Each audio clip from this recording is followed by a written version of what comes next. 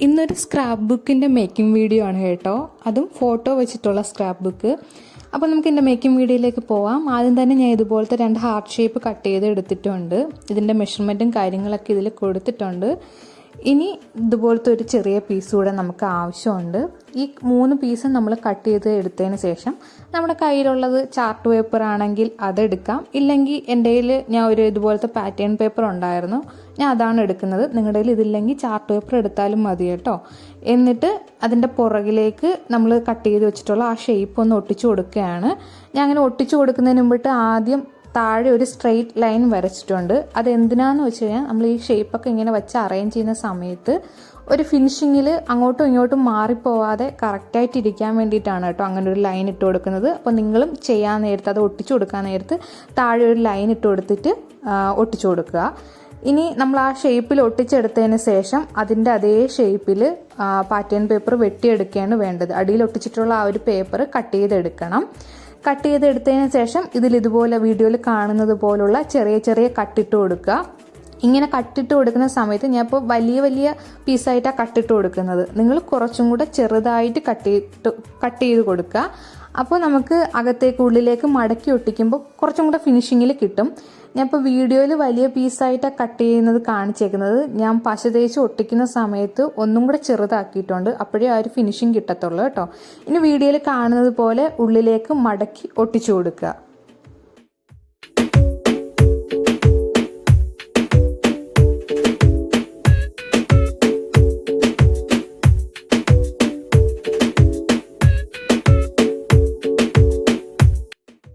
Complete ആയിട്ട് ഒട്ടിച്ചു കൊടുത്തിട്ടുണ്ട്. ഇനി ഇതിലേക്ക് ഒരു റിബൺ വെച്ച് ഒട്ടിച്ചു കൊടുക്കണം 2 സൈഡിലായിട്ട്. ഞാൻ സാറ്റിൻ റിബണാണ് എടുത്തിട്ടുള്ളത്. ഒരു പിങ്ക് ഷെയ്ഡ് വരുന്ന റിബണാണ് കേട്ടോ എടുത്തിട്ടുള്ളത്.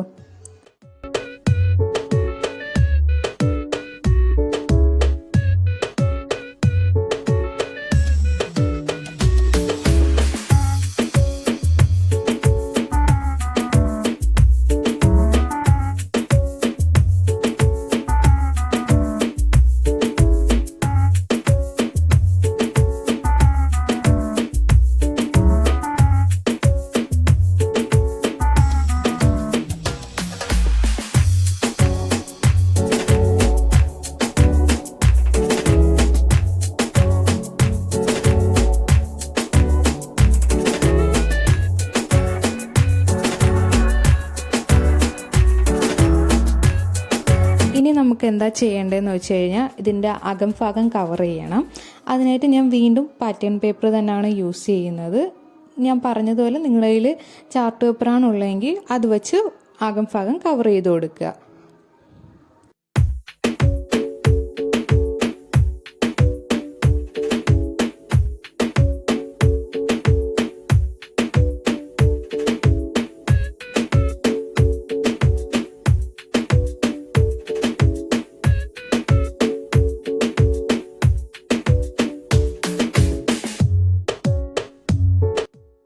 ഇനി നമ്മുടെ സെൻറ്ററിലെ പീസില്ലേ, അവിടേക്ക് നമ്മൾ 1 സെൻറ്റിമീറ്റർ അളവിൽ താഴെയും മേളിലും അടയാളപ്പെടുത്തി കൊടുക്കുക.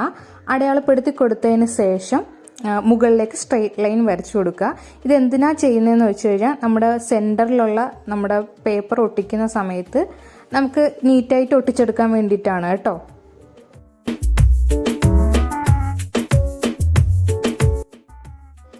ഇനി നമ്മൾ ബേസ് ലെയർ കട്ട് ചെയ്തെടുത്ത ആ ഒരു അളവിൽ നിന്ന് 1 സെൻറ്റിമീറ്റർ കുറച്ചിട്ട് ഒരു ഹാർട്ട് ഷേപ്പിൽ ഇതുപോലെ റഫായിട്ടൊരു പേപ്പറിൽ കട്ട് ചെയ്തെടുക്കുക.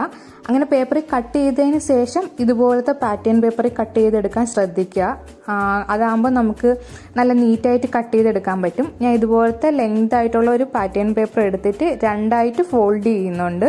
ഫോൾഡ് ചെയ്തിട്ട് നിങ്ങൾ ആ വീഡിയോയിൽ കാണുന്നത് പോലെ തന്നെ വച്ച് കട്ട് ചെയ്യാൻ ശ്രമിക്കുക കേട്ടോ.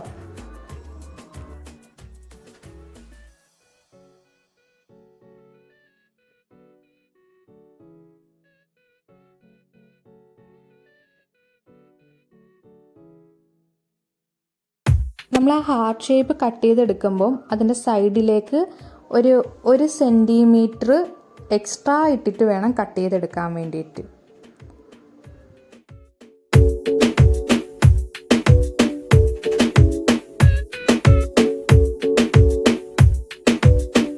ഞാൻ നീറ്റായിട്ട് കട്ട് ചെയ്ത് എടുത്തിട്ടുണ്ട്. ഇതാണ് അതിൻ്റെ ഉൾഭാഗം, ഇങ്ങനെയാണ് ഇരിക്കുന്നത്. ഇനി നമ്മളിത് രണ്ടും കൂടെ ചേർത്ത് പശ വെച്ച് ഒട്ടിച്ചു കൊടുക്കണം. ഇതിപ്പോൾ ഈ പേപ്പറിന് കുറച്ച് കട്ടി കുറവായതുകൊണ്ടാണ് കേട്ടോ ഞാനിങ്ങനെ രണ്ടായിട്ട് മടക്കി ഒട്ടിക്കുന്നത്.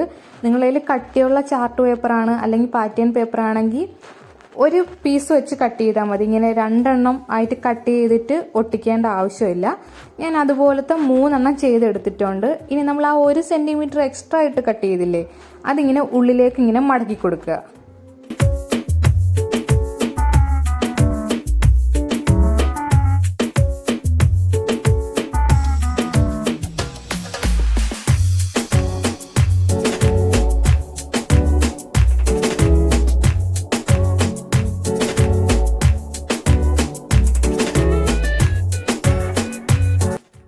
അങ്ങനെ എല്ലാം മടക്കി എടുത്തതിന് ശേഷം നമ്മൾ നേരത്തെ 1 സെൻറ്റിമീറ്റർ അതിൽ തന്നെ അടയാളപ്പെടുത്തി വെച്ചിട്ടില്ലായിരുന്നു, ആ ഒരു ലൈനകത്ത് കറക്റ്റായിട്ട് നിൽക്കുന്നത് പോലെ ആ 3 പീസും ഒട്ടിച്ചു കൊടുക്കുക.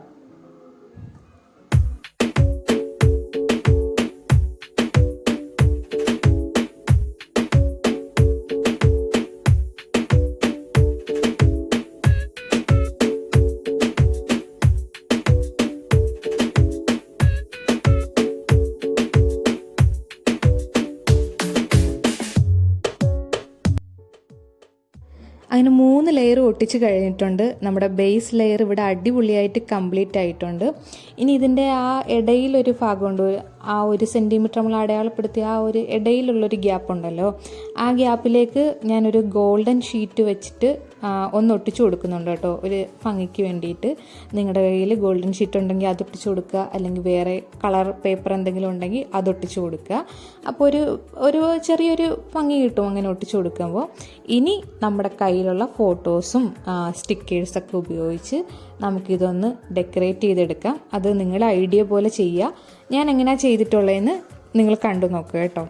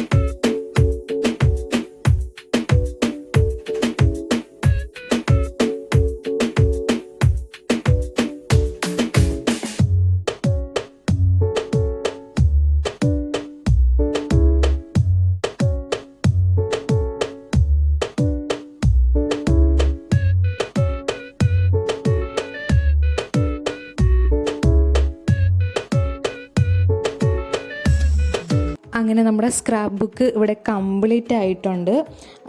നിങ്ങൾക്ക് എന്തെങ്കിലും ഡൗട്ട് ഉണ്ടെന്നുണ്ടെങ്കിൽ നിങ്ങൾ കമൻ്റായിട്ട് എന്നെ അറിയിക്കുക. ഞാനത് നെക്സ്റ്റ് വീഡിയോയിൽ ക്ലിയർ ചെയ്ത് തരുന്നതാണ്.